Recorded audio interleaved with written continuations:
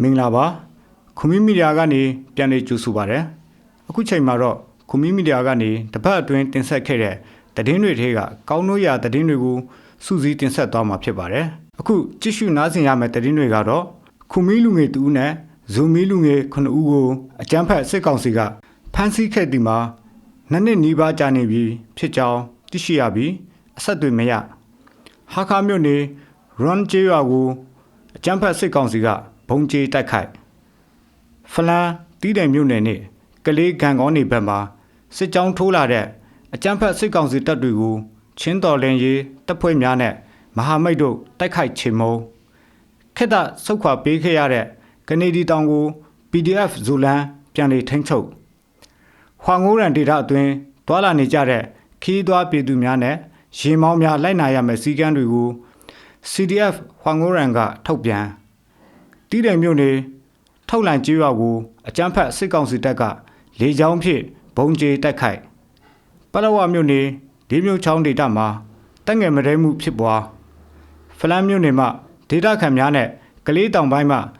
စစ်ဆောင်လာတဲ့စစ်ဆောင်များအပါအဝင်2000ကျော်စစ်ဘေးရှောင်နေရပြီးအရေးပေါ်အကူအညီများလိုအပ်နေပလောဝမြို့နယ်အတွင်း ULAA ကတပ်သားအသစ်စုဆောင်းရန်အတွက်ဒေတာခံပြည်သူများကိုလိုက်လံစည်ရင်ကောက်ယူမှုများပြုလုပ်နေခြင်းကြောင့်ဒေသခံပြည်သူများစိုးရိမ်မှုမြင့်တက်နေမင်းတပ်မြို့ကိုအကြမ်းဖက်စစ်ကောင်စီကလေကြောင်းဖြင့်တိုက်ခိုက်စတဲ့သတင်းတွေကိုကြည့်ရှုနားဆင်ရမှာဖြစ်ပါတယ်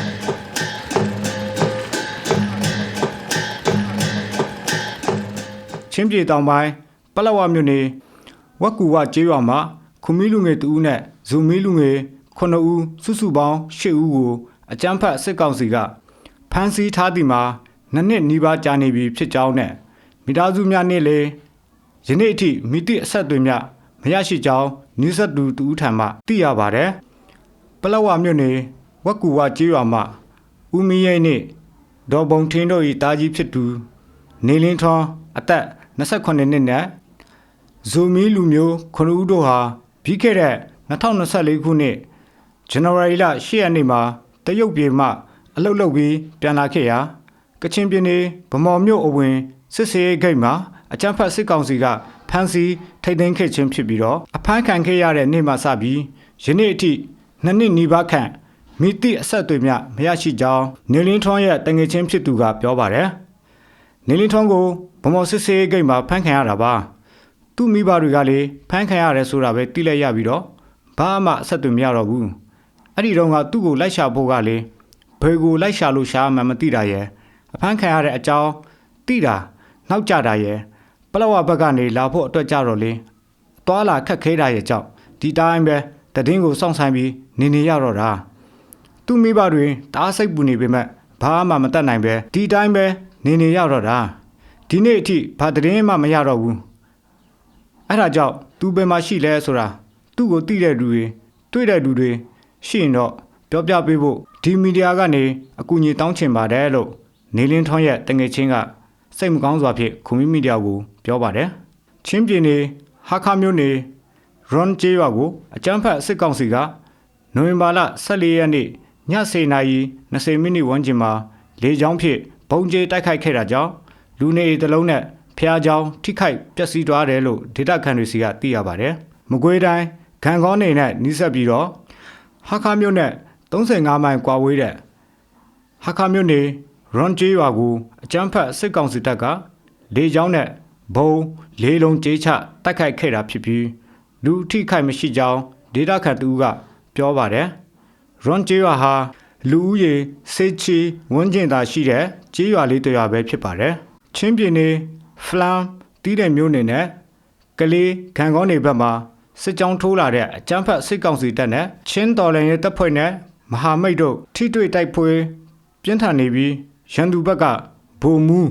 ဗိုလ်ကြီးအဆင့်ပါဝင်တဲ့အင်အား100ခန့်ကို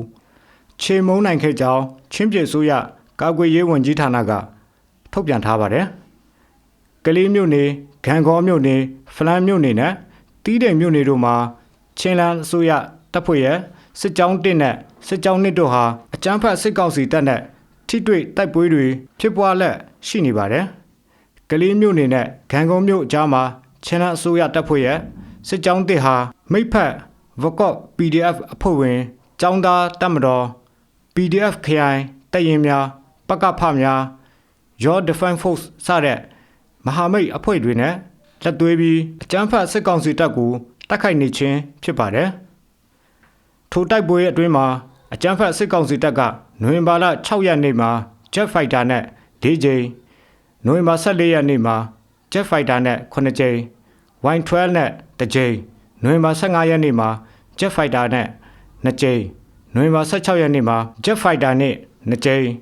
Y12 နဲ့ဘုံအလုံးရေ90ခန့်နဲ့နိုဝင်ဘာလ18ရက်မှာ Jet Fighter နဲ့4ကြိမ်လေကြောင်းတိုက်ခိုက်မှုတွေပြုလုပ်ခဲ့ကြောင်းဆိုပါတယ်။စစ်ကြောင်းတွေဟာဖလန်းမြို့နဲ့ဝေဘူးလမြို့အကြားမှာ၎င်းတီးတယ်မြို့နဲ့ခိုင်ကမ်းမြို့အကြားမှာ၎င်း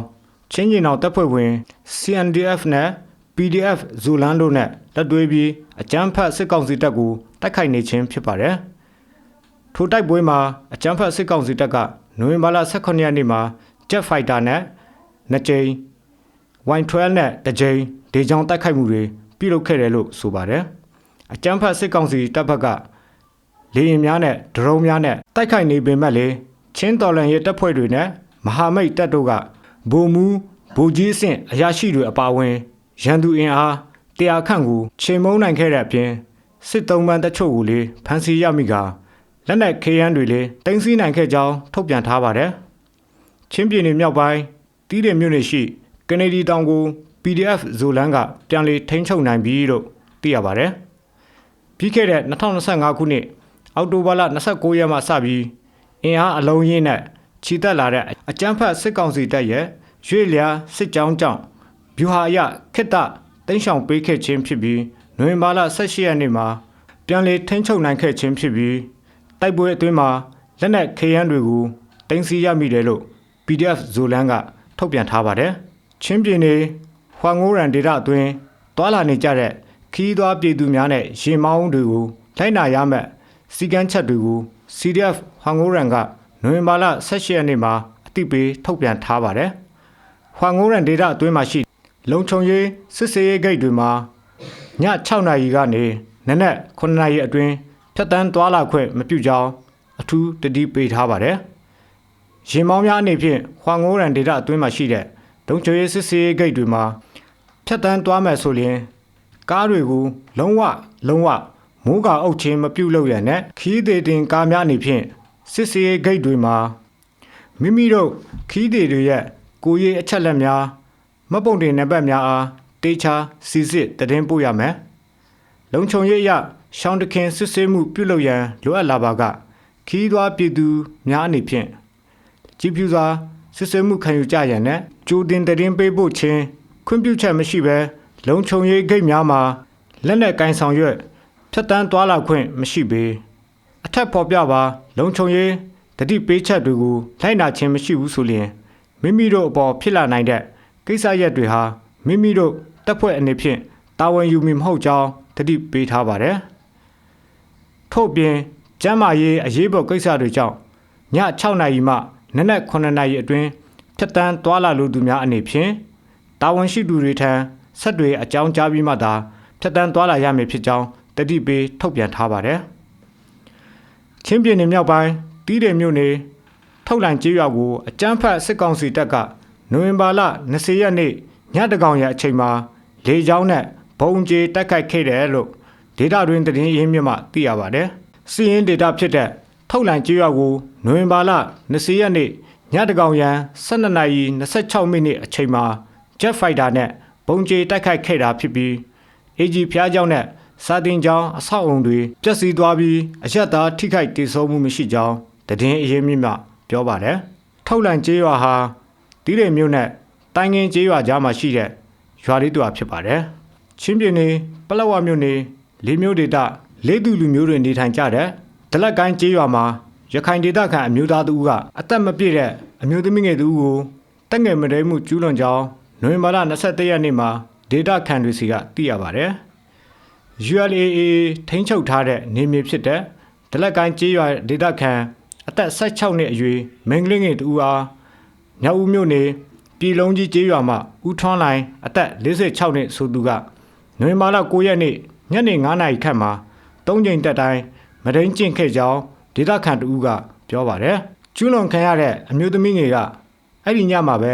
ရွာထဲမှာလမ်းလျှောက်နေတာပါ။ဒါကိုမြောက်ဦးမြို့နယ်ပြည်လုံးကြီးရွာကဒလက်ကိုင်းကျေးရွာမှာလာနေတဲ့ဦးထွန်းလိုင်က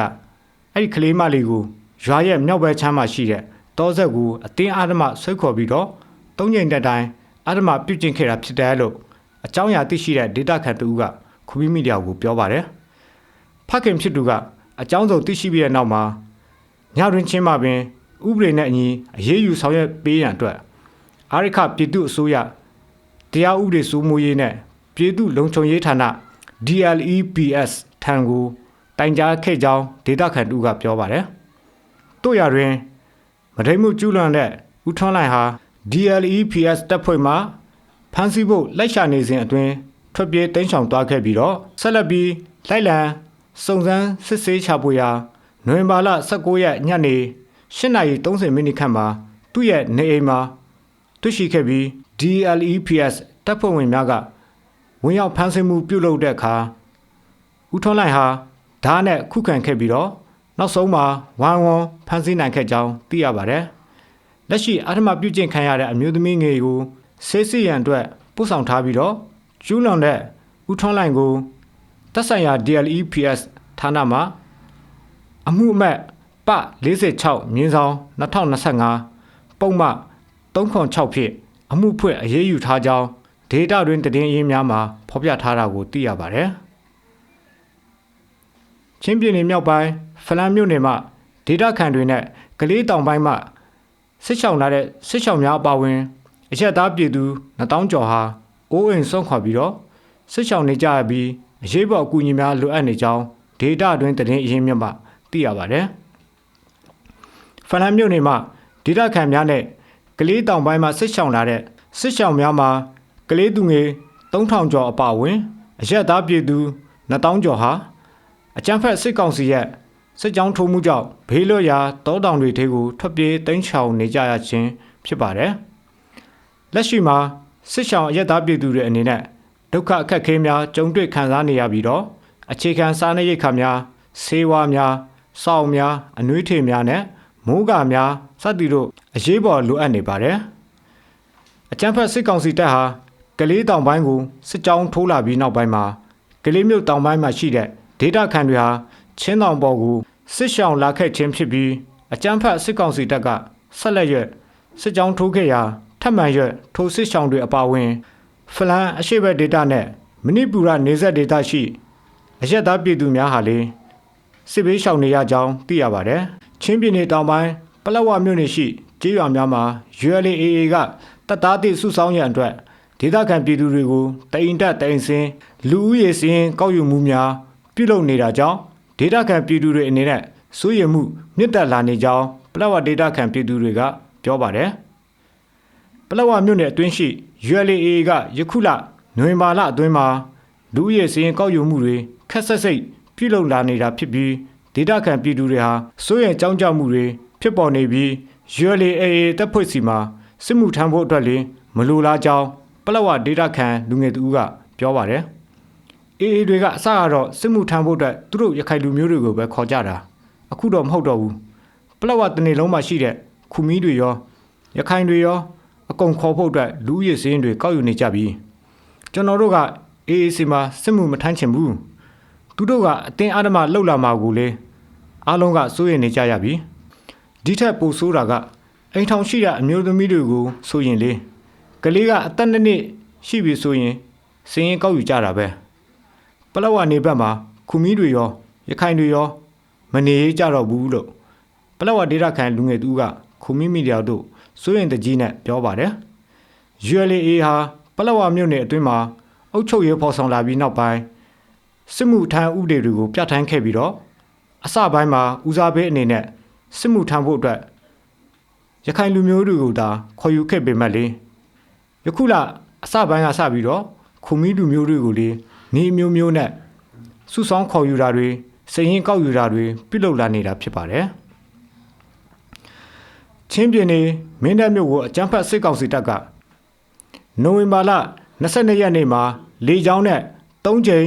တိုက်ခိုက်ခဲ့ကြောင်းဒေတာတွင်တည်င်းအရင်းမြစ်မှသိရပါတယ်။မင်းတပ်မြို့အနောက်ဘက်ခြမ်းမှာရှိတဲ့